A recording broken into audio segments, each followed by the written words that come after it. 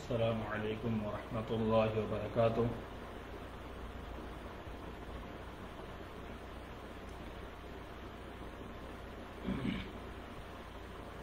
نحمده ونصلي على رسول الكريم أما بعد، وقد قال الله تبارك وتعالى في كلامه المجيد والفرقان الحميد: أعوذ بالله من الشيطان الرجيم، بسم الله الرحمن الرحيم، وَلِلَّهِ الْأَسْمَاءُ الْحُسْنَى فَادْعُوهُ بِهَا وَذَرُوا الَّذِينَ يُلْحِدُونَ فِي أَسْمَائِهِ سَيُجْزَوْنَ مَا كَانُوا يَعْمَلُونَ۔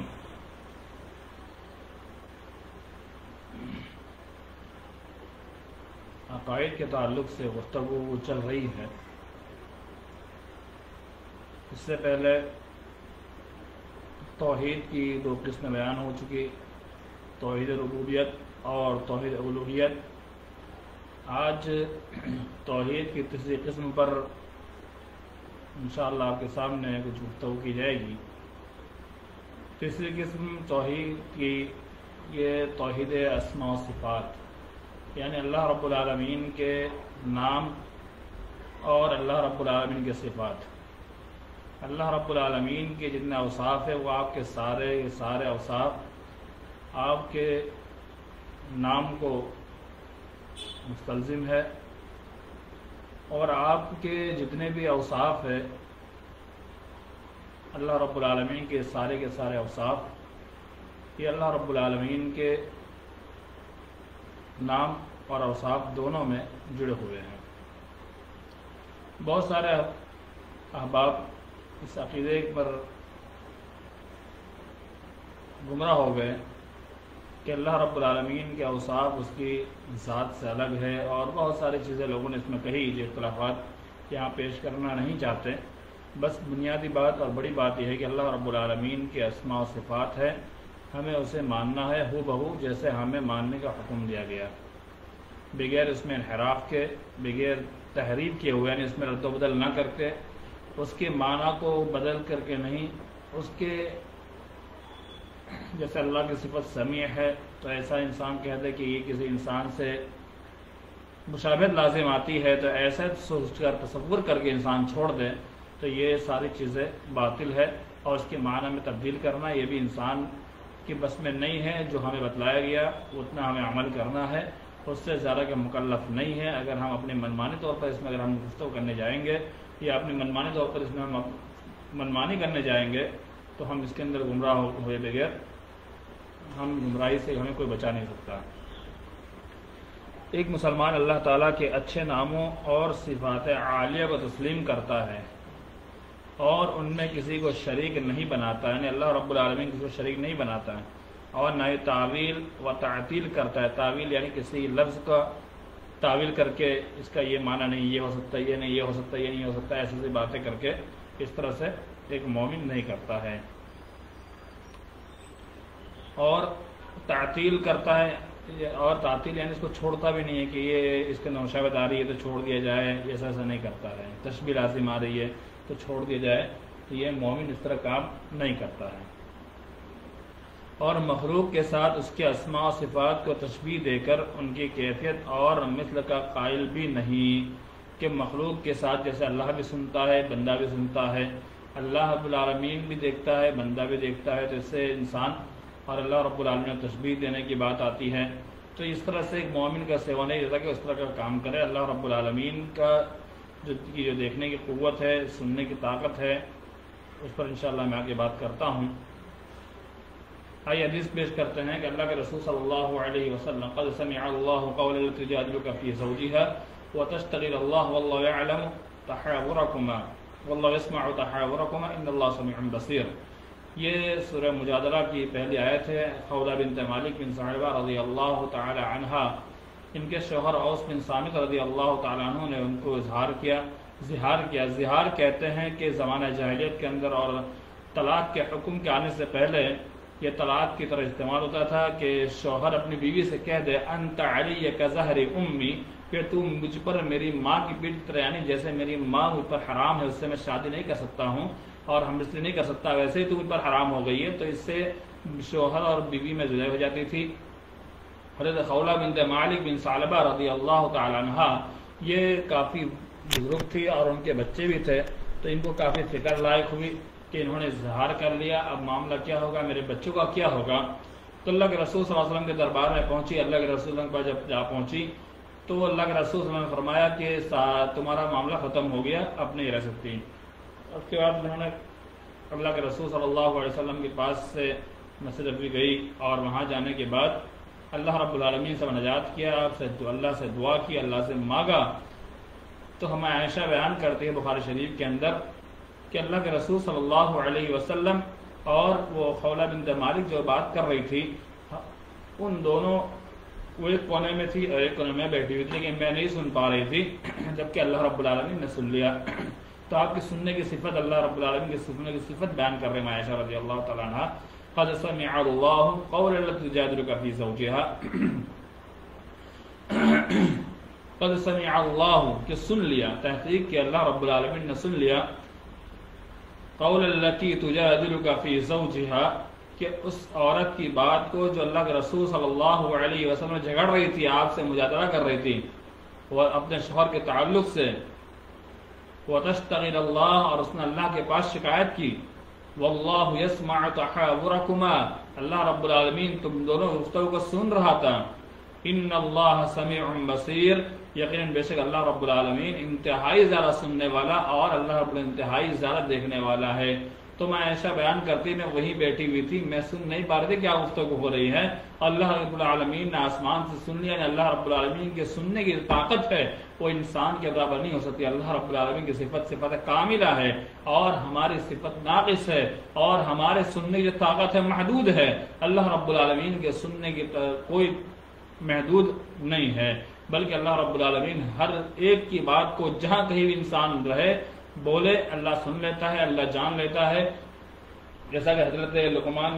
علیہ الرحمہ ان کے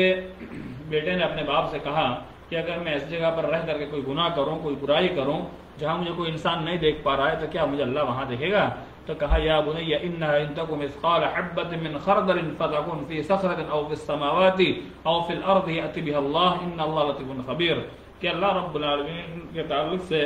حضرت لقمان نے اپنے بیٹے سے کہا، ہے میرے پیارے بیٹے تو پوچھتا ہے مجھے اللہ دیکھے گا؟ تو سن یا بنی انھا ان تک مثقال حبۃ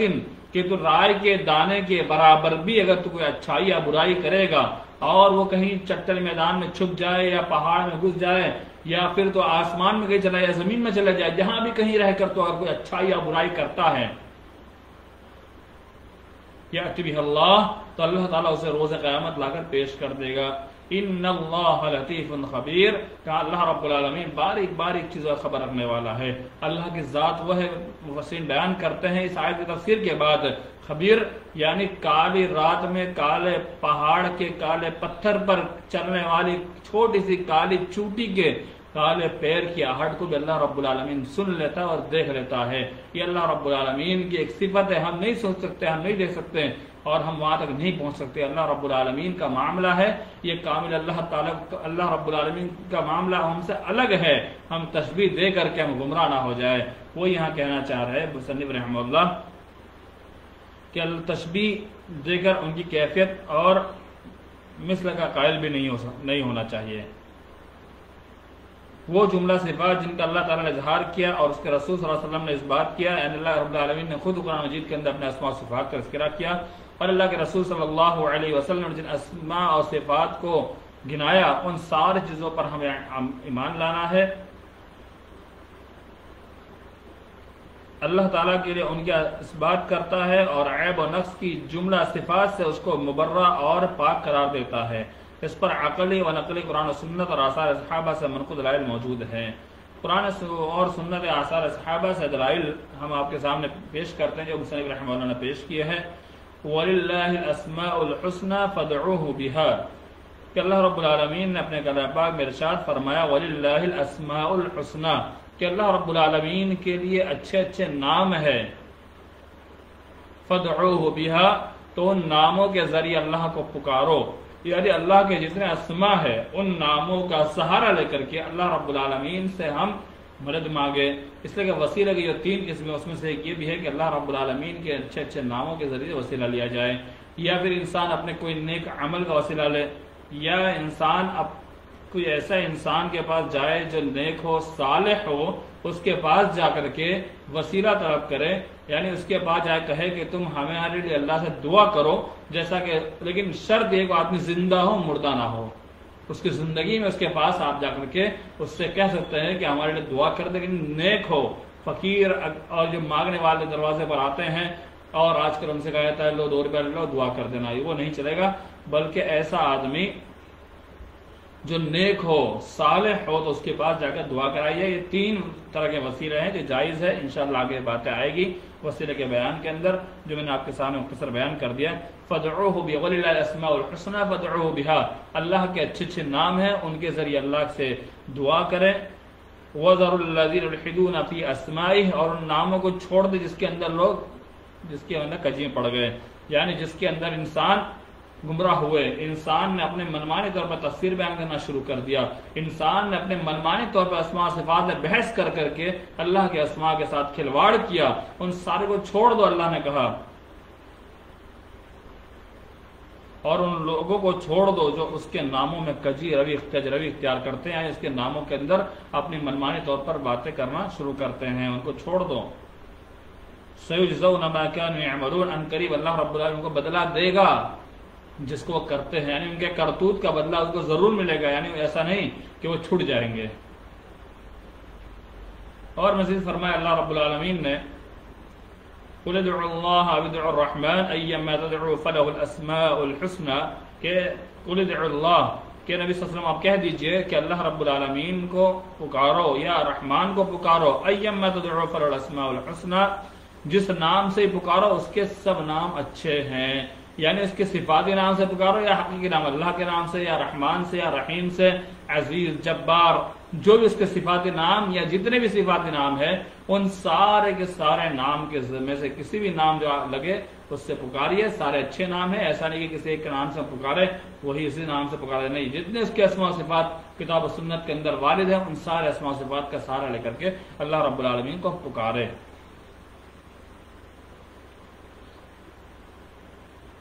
اللہ جل مجدہ نے اپنی یہ صفات ذکر کی ہیں، اللہ تعالیٰ نے مختلف مقامات پر قرآن مجید کے اندر جن اوصاف کا تذکرہ کیا اس کا ذکر کر رہے ہیں مصنف رحمہ اللہ۔ وہ سننے والا ہے، سمیع،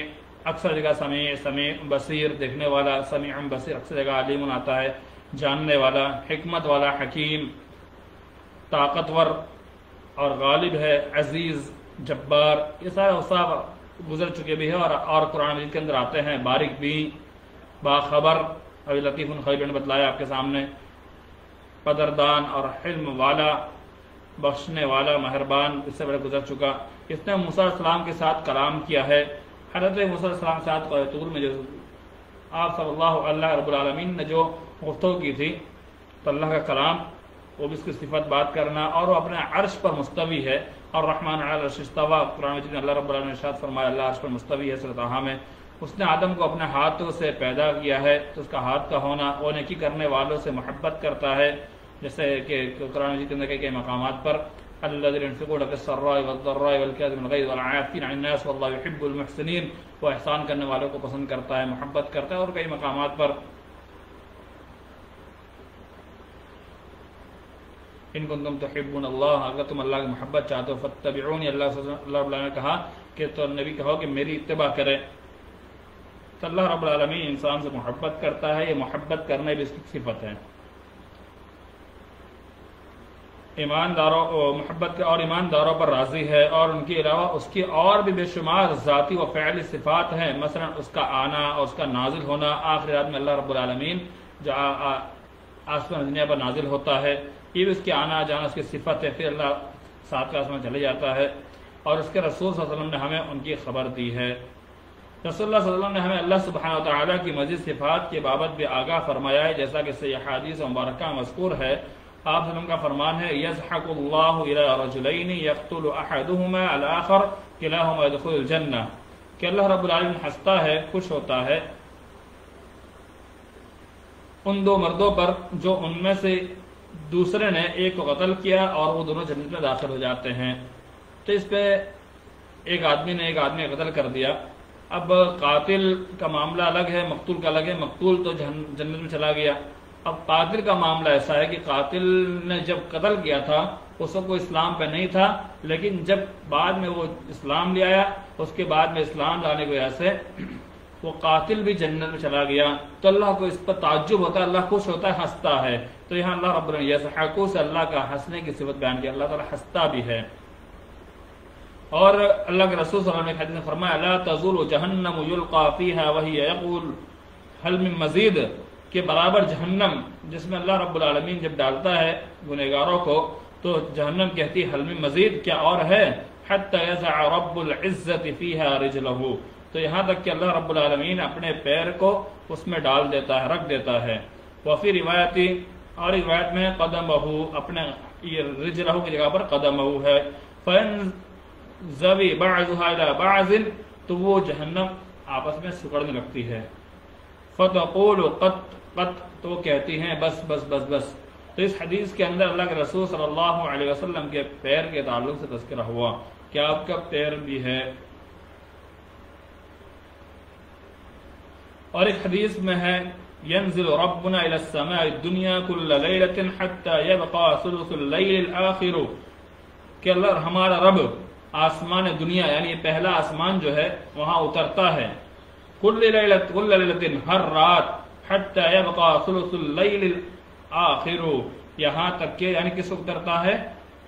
جب رات کا آخری تہائی حصہ یعنی پوری رات کا 3 حصہ کیا جائے، اس میں جو آخری حصہ رہتا ہے جو بہت ہی اہم ہوتا ہے، جیسے کہ حدیث میں آیا اس کے تعلق سے افشوا السلام واطعموا الطعام وصلوا الارحام وصلوا باللیل والناس نیام ادخلوا الجنة بسلام وصلوا باللیل والناس نیام، کہ اس وقت نماز پڑھو جب پوری دنیا سو رہی ہوتی ہے، وہ بڑی میٹھی نیند والی رات ہوتی ہے، یعنی آخری رات کا تذکرہ کہتا ہے، وہی آخری 3 حصوں میں سب سے آخری حصہ، وہی اس وقت اللہ رب العالمین آسمان دنیا پر اترتا ہے۔ یہ اترنا جیسے اللہ کی صفت بیان کی گئی ہے۔ فیقول،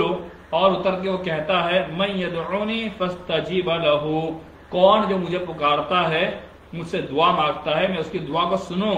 من یسألنی فاعطیہ، کون ہے جو مجھ سے مانگتا ہے سوال کرتا ہے میں اس کو دوں۔ من یستغفرنی فاغفر لہ، کون ہے جو مجھ سے استغفار طلب کرتا ہے یعنی مجھ سے معافی مانگتا ہے میں اس کو معاف کروں۔ یہ اللہ رب العالمین کے اوصاف ہے، معاف کرنا، انسان کو دینا، انسان کے دعا کو قبول کرنا، اس کی مانگ کو پوری کرنا ہے، اللہ کے اوصاف میں سے چند اوصاف اس میں اللہ کے رسول نے بتلائے ہیں، بیان کیے ہیں۔ نیز اللہ کے رسول صلی اللہ علیہ وسلم فرمایا اشد فرحا بتوبۃ عبدہ من احدکم براحلتہ، کہ اللہ رب العالمین انتہائی زیادہ خوش ہوتا ہے بتوبۃ عبدہ من احدکم براحلتہ، کہ اس بندے کی توبہ سے تم میں سے کسی میں سے جس کی سواری مل جائے۔ تو اس حدیث کی وضاحت یہ ہے کہ ایک آدمی کی سواری گم ہو گئی اور اس نے اللہ رب العالمین سے جب مدد مانگی، اس کی سواری مل گئی، تو اس وقت اس سے زبان سے کچھ غلط الفاظ نکل گئے، تو اس غلط الفاظ کے نکلنے کے بعد اس بندے نے جب اس کو ہوش آیا تو اس نے فوراً اللہ رب العالمین سے توبہ کی۔ تو یہی یہاں بتلانا چاہا کہ اللہ رب العالمین اس کے بندے گناہ کرتے ہیں، اس برائی کرتے ہیں، جب انہیں احساس ہو جاتا ہے تو اللہ کا بندہ اللہ سے جب توبہ کرتا ہے تو اللہ رب العالمین اس سے انتہائی زیادہ خوش ہوتا ہے، اور خوش ہونے کے بعد اللہ رب العالمین اس کی توبہ قبول کرتا ہے۔ تو یہاں اللہ کی خوش ہونا یہ اللہ رب العالمین کی صفت بیان کی گئی ہے۔ ایک لونڈی سے نبی صلی اللہ علیہ وسلم نے دریافت کیا این اللہ، اللہ کہاں ہے؟ ابھی میں ایک ویڈیو سن رہا تھا 3 بجے سے قبل، تو اس کے اندر ایک ہندو سے پوچھا گیا کہ یہ کیسے ہو سکتا ہے، تو کہا اوپر والے کی کرپا سے، یعنی اوپر والے کی مہربانی سے۔ تو اس سے پوچھا اللہ اوپر والا کون؟ تو کہا بھگوان۔ تو وہ لوگ بھگوان کہتے ہیں، ہم اللہ کہتے ہیں۔ تو ان کا بھی عقیدہ یہ ہوتا ہے کہ اوپر والا اللہ رب العالمین کہاں ہے؟ اوپر ہے، آسمان پر ہے۔ وہی چیز یہاں پر لونڈی سے نبی صلی اللہ علیہ وسلم نے دریافت کیا این اللہ، اللہ کہاں ہے؟ فقالت فی السماء، تو اس نے کہا آسمان میں۔ قال، پھر کہا انا من، اللہ صلی اللہ علیہ وسلم نے پوچھا کہ میں کون ہوں؟ قالت، تو اس لونڈی نے کہا انت رسول اللہ، آپ اللہ کے رسول صلی اللہ علیہ وسلم ہے۔ قال فاعتقها فانها مؤمنۃ، تو اللہ کے رسول صلی اللہ علیہ وسلم نے فرمایا کہ اس لونڈی کو آزاد کر دے سکے، مومنہ ہے۔ تو دو چیزیں بتلائی اس کے اندر کہ اللہ رب العالمین کے عرش پر مستوی ہونے کو، آسمان سے اللہ رب العالمین اس کے اوپر ہے، اور اللہ کے رسول صلی اللہ علیہ وسلم اس کے رسول ہے۔ تو ہمیں یہاں پر محل شاہد اس حدیث کے اندر یہ ہے کہ اللہ رب العالمین کہاں موجود ہے، اس کی صفات میں سے ایک صفت یہ ہے کہ اللہ رب العالمین عرش پر مستوی ہے۔ اسی کے بارے میں بہت سارے لوگ گمراہ ہوتے ہیں، اور بہت سارے لوگ عقائد باطل طور پر اللہ رب العالمین کے تعلق سے نہ جانے کون کون سے وہ خیالات رکھتے ہیں، اور ہر جگہ اللہ موجود ہے اس کا عقیدہ رکھتے ہیں، اور اس عقیدے رکھنے ہی کی وجہ سے بہت سارے لوگ گمراہ ہوتے ہیں۔ آئیے ہم علماء کے انشاءاللہ آراء سے آپ کے سامنے واضح کروں گا جو علماء اس تعلق سے کیا کہتے ہیں۔ ایک دو بات اور آپ کے سامنے پہلے پیش کر دوں۔ نیز اللہ کے رسول صلی اللہ علیہ وسلم کا فرمان ہے یقبض اللہ الارض یوم القیامہ ویتم السماء بیمینہ ثم یقول انا الملک این الملوک الارض، کہ اللہ رب العالمین روز قیامت زمین کو قبض کر لے گا اور آسمان اس کے دائیں ہاتھ میں اپنی مٹھی میں لے گا، اور آسمان کو دائیں ہاتھ میں لپیٹ لے گا پورا۔ پھر فرمائے گا میں بادشاہ ہوں، زمین کے بادشاہ کہاں ہے؟ تو اس حدیث کے اندر اللہ کے ہاتھ کے ہونے کا اس بات ہوا کہ اللہ تعالیٰ کے ہاتھ بھی ہے۔ تو ہم اللہ کے ہاتھ کو ہاتھ ہی کے معنی میں لے، بہت سارے لوگ اللہ کے ہاتھ قدرت کے معنی میں لیتے ہیں، بہت سارے اس کی تعویل کرتے ہیں، اس کے اندر انحراف کرتے ہیں۔ تو ہمیں وہی مان لینا ہے جو اللہ رب العالمین نے ہمیں اس کے اوصاف بتلائے ہیں، اللہ کے رسول نے بتلائے ہیں، ہمیں وہی لینا ہے۔ وقت گزرتا جا رہا ہے، تفصیلی انشاءاللہ اختصار میں آپ کے سامنے بات پیش کرنے کی کوشش کروں گا۔ صحابہ، تابعین، ائمہ اربعہ اور سلف صالحین بھی اللہ تعالیٰ کی تمام صفات کے بلا تعویل قائل تھے، یعنی اس میں تعویل نہیں کرتے تھے، جیسے احادیث میں اور قرآن بیان ہے ویسے ہو مانتے تھے۔ وہ نہ تو صفات کا انکار کرتے اور نہ ہی ظاہر معانی سے انحراف کرتے، یعنی جو ظاہر معنی ہے اس سے انحراف نہیں کرتے تھے۔ جیسے ہاتھ ہے تو ہاتھ ہی مانتے تھے، قدرت نہیں مانتے تھے۔ کسی صحابی رسول سے ثابت نہیں ہے کہ اس نے کسی صفت کی تعویل کی ہو یا انکار کیا ہو یا کہا ہو کہ اس کا ظاہری معنی مراد نہیں ہے، بلکہ یہ سب ظاہری مفہوم کے مطابق ان کے معنی کی حقانیت کا یقین کرتے تھے۔ انہیں یہ بھی معلوم تھا کہ اللہ تعالیٰ کی صفات حادث مخلوق کی صفات کی طرح نہیں۔ چنانچہ امام مالک رحمہ اللہ سے آیت الرحمن عرش استوا کے تعلق سے پوچھا گیا تو کہا الرحمن کا عرش پر مستوی ہے کے بارے میں استفسار ہوا تو کہا استوا معلوم، یعنی اللہ رب العالمین عرش پر مستوی ہے، یہ تو معلوم ہے۔ والکیفیت مجہول، اور کیفیت مجہول ہے، اس کے والسؤال بدعہ، اللہ کی کیفیت کیا ہے عرش پر نہیں معلوم، اور اس کیفیت کے تعلق سے پوچھنا یہ بدعت ہے، یعنی اس کے تعلق سے نہ پوچھنا نہیں چاہیے۔ امام مالک رحمہ اللہ نے کہا کیفیت ہمیں نہیں پوچھنا، ہمیں بس عقیدہ رکھنا ہے کہ اللہ تعالیٰ کیسے وہاں مستوی ہمیں نہیں معلوم، ہمیں اس پر نہیں پڑھنا ہے، ہم گمراہ ہو سکتے ہیں، ہمیں صرف اتنا جاننا ہے کہ اللہ عرش پر مستوی، بس کافی ہمارے لیے، کیونکہ کتاب و سنت میں جو چیز وارد ہے ہم اسی کے مکلف ہے، اس کے زیادہ ہم مکلف نہیں ہے۔ امام شافعی رحمہ اللہ، یہ امام مالک کا قول ہوا، اور امام شافعی رحمہ اللہ فرماتے تھے کہ میں اللہ اور جو کچھ اس کی طرف سے آیا ہے پر اس کی مراد و منشا کے مطابق ایمان لایا ہوں۔ اس طرح رسول اللہ علیہ وسلم اور جو آپ وسلم کی طرف سے آیا ہے اس پر آپ کی مراد اور منشا کے مطابق ایمان لایا ہوں، یعنی جیسے اسماء و صفات کے تعلق سے کہا امام شافعی رحمہ اللہ نے کہ جیسے قرآن اور حدیث میں وارد ہے ویسے ہی میرا ایمان ہے، یقین ہے، میں اس کے بارے میں کچھ بھی اپنی من مانی نہیں کرتا، یہ بڑے امام ہے۔ امام احمد بن حنبل رحمہ اللہ فرماتے تھے کہ اللہ تعالیٰ آسمان میں دنیا پر نزول فرماتا ہے، اللہ تعالیٰ قیامت کے دن نظر آئے گا، وہ تعجب کرتا ہے، وہ ہنستا ہے، وہ ناراض ہوتا ہے، وہ راضی ہوتا ہے، ناپسند کرتا ہے اور محبت کرتا ہے۔ امام صاحب یہ بھی کہا کرتے تھے کہ ہم حقیقت و کیفیت بیان کیے بغیر ان سب پر ایمان لاتے ہیں اور تصدیق کرتے ہیں، اللہ رب العالمین کے تمام اوصاف کی بغیر کیفیت بیان کیے وہ کیسا ہمیں نہیں معلوم، ہم اس کے سارے اوصاف کو مانتے ہیں، سارے اسماء و صفات کو مانتے ہیں۔ یوں سمجھے ہم یقین کرتے ہیں کہ اللہ تعالیٰ نزول کرتا ہے، وہ عرش پر مستوی ہے اور مخلوق سے جدا ہے، مگر ہم اس کے نزول اور اس کی رویت اور اس کے استوا کی کیفیت نہیں جانتے اور نہ اس کا حقیقی مفہوم مطلب ہمارے دریافت میں ہے۔ ہم اس کو اللہ تعالیٰ کے سپرد کرتے ہیں جس نے یہ بات خود کہی ہے اور اپنے رسول صلی اللہ علیہ وسلم کی طرف وحی کی ہے، اور ہم رسول اللہ صلی اللہ علیہ وسلم کی تردید بھی نہیں کرتے بلکہ ان کی تصدیق کرتے ہیں۔ اللہ تعالیٰ اور اس کے رسول صلی اللہ علیہ وسلم سے ثابت شدہ ان صفات کے علاوہ ہم کسی صفت کے قائل نہیں اور نہ اس میں کسی حد بندی اور انتہا کے قائل ہیں. ہم جانتے ہیں کہ اللہ تعالیٰ کے مثل کوئی چیز نہیں اور وہ سننے والا دیکھنے والا ہے. تو اس سے کیا معلوم ہوا کہ اللہ کے اسماء و صفات کو ویسے ہی مانا جیسا کہ ماننے کا حق ہے. اللہ سبحانہ تعالیٰ نے اپنی صفات اور نام بتائے ہیں. ہمیں ان کے ذکر و اقرار سے منع نہیں کیا اور نہ ہمیں ان میں تعویل و تحریف کا حکم دیا ہے اور نہ یہ کہا ہے کہ ہم انہیں ظاہر پر محمول نہ کریں. تو پھر کیوں کہا جا سکتا ہے کہ اس اتصاف سے وہ مخلوق کے مشابہ ہو گیا ہے؟ یہ الگ ان کا قول نہیں ہے بلکہ ہمارے عقلی طور پر یہ بات ہو رہی ہے. لہذا ان کی تعویل کرنا لازم ہے اور ان کا ظاہری معنی مراد نہیں. پھر تو ہم صفات کے منکر بن جائیں گے. اور اللہ تعالیٰ نے کہ ناموں میں کجروی کے مرتکب ہوں گے جبکہ کجروی پر شدید ترین وعید ہے. اس سے پہلے آیت آپ کے سامنے پیش کی گئی. تو انسان جب اس کے تعلق سے اسماء و صفات میں ڈسکس کرنا شروع کر دیتا ہے، اپنے منمانی طور پر گفتگو کرتا ہے، اللہ کے اسماء و صفات کے تعلق سے گفتگو کرنا شروع کر دیتا ہے، تو انسان گمراہی کے راستے پہ جا کھڑا ہوتا ہے. اس لیے ائمہ کرام اور اسلاف نے یہی طریقہ اختیار کیا ہے اور صحیح منہج یہی ہے کہ انسان اس معاملے میں ذرہ برابر بھی آیت میچ نہ کرے، اس لیے کہ توحید کا آبلہ بہت نازک ہے. ذرہ برابر بھی اگر اس کے اندر شرک کی آمیزش ہو گئی تو انسان دائرہ اسلام سے خارج ہو جائے گا، اور جب دائرہ اسلام سے خارج ہوگا تو انسان پھر کسی بھی طور پر اسلام کے راستے پہ نہیں رہ سکتا، بلکہ اس کو دوبارہ اسلام قبول کرنا ہوگا، توبہ کرنا ہوگا اور اسلام میں داخل ہونا پڑے گا. اس لیے کہ عقیدے کا معاملہ ہے، یہ انسان کے گھر کا اور اپنا خود کا معاملہ نہیں ہے، یہ اللہ رب العالمین کے تعلق سے معاملہ ہے. تو بہت سوچ سمجھ کر ہم اس کے اندر زبان کھولیں اور اپنے منمانی طور پر اس میں فیصلہ کرنے کی کوشش کریں. جب انسان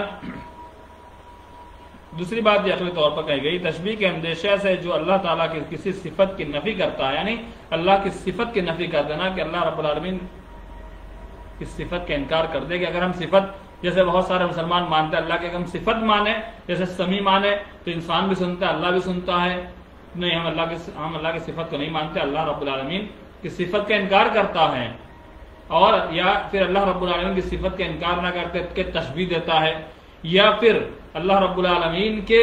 صفت کے اندر کچھ تعویل اور تحریف کرتا ہے، اس کو تبدیل کرنے کی کوشش کرتا ہے، تب بھی انسان گمراہی پر چلا جاتا ہے. تو ہمیں اللہ کے اسماء و صفات میں بالکل، میں نے اس سے پہلے بھی کہہ چکا، پھر کہتا ہوں کہ اللہ کے اسماء و صفات کو ہم اپنے عقل پر نہ تولیں،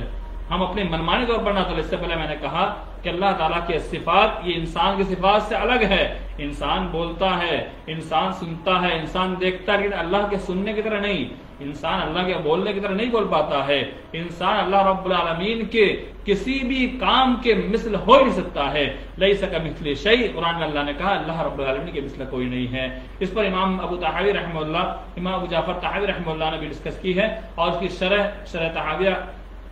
عقیدہ طحاویہ کی جو شرح ہے، العقیدہ طحاویہ کی شرح العقیدہ طحاویہ، وہ اس کے مصنف ابو عز رحمہ اللہ، انہوں نے بھی اس پر کافی لمبی تشریح اور ڈسکس کی ہے کہ اللہ رب العالمین کے اسماء و صفات کے تعلق سے انہوں نے بڑا سخت رویہ اختیار کیا ہے. اور اس کے اندر امام طحاوی رحمہ اللہ اور ان کے شارح نے بھی کہا کسی بھی طور پر اس میں تحریف و تعویل اور ہمیں اس کی تعطیل تک نہیں کرنی ہے اور کیفیت بھی ہمیں نہیں بتانی ہے. اور امام ابن تیمیہ رحمہ اللہ کتاب شرح العقیدہ الواسطیہ، اس کے اندر الحمدللہ انہوں نے اسماء و صفات پر مکمل تفصیلی ذکر کیا ہے، اور اس کے اندر انہوں نے بہت ساری باتیں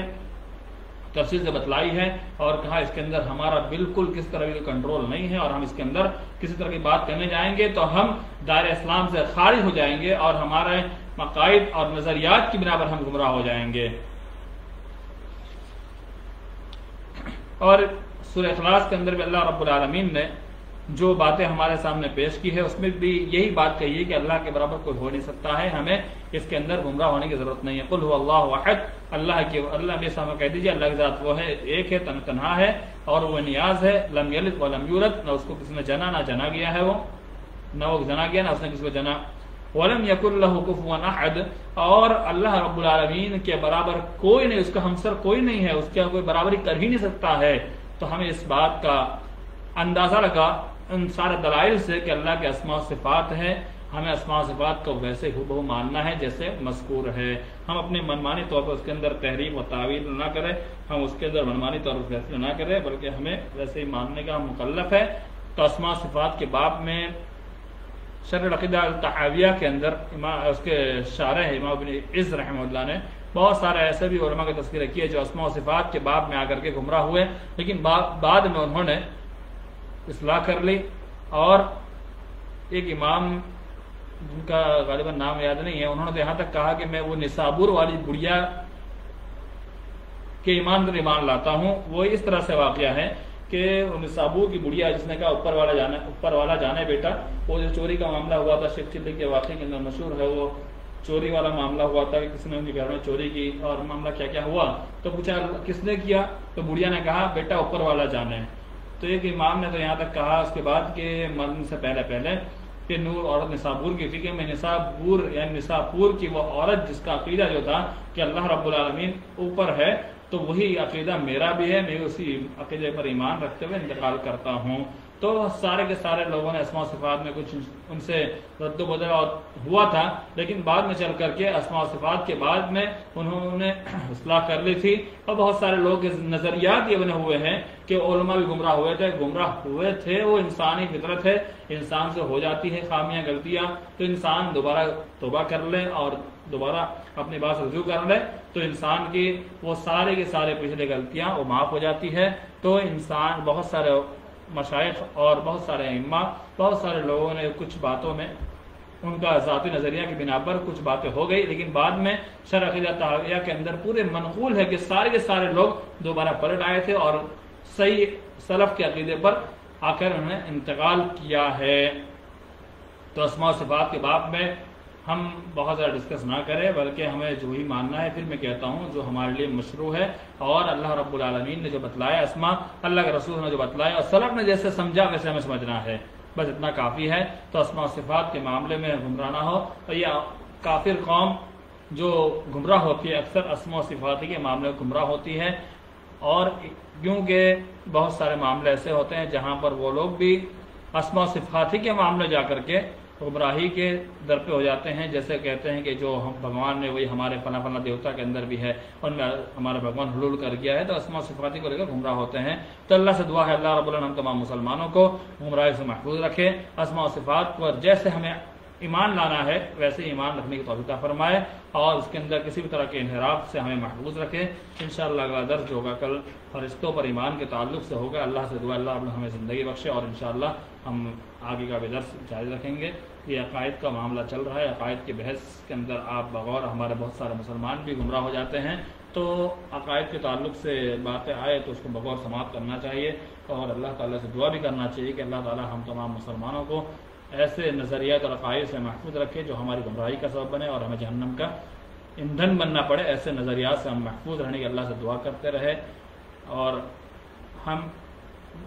جو کوئی بات سمجھے تو ہم اس میں بڑے غور و فکر کے ساتھ سلف کی بات کو مان کر چلے۔ اور آج کل میدان میں اور مارکیٹ میں آنے والے جتنے بھی ہیں، تو آپ یوٹیوب وغیرہ پر بھی بہت ساری چیزیں دیکھتے ہیں، ایسے گمراہ لوگ یوٹیوب پر بھی آ چکے ہیں کہ ان کے گمراہی پھیلانے کی بنا پر عقائد لوگ مزید خراب ہو رہے ہیں،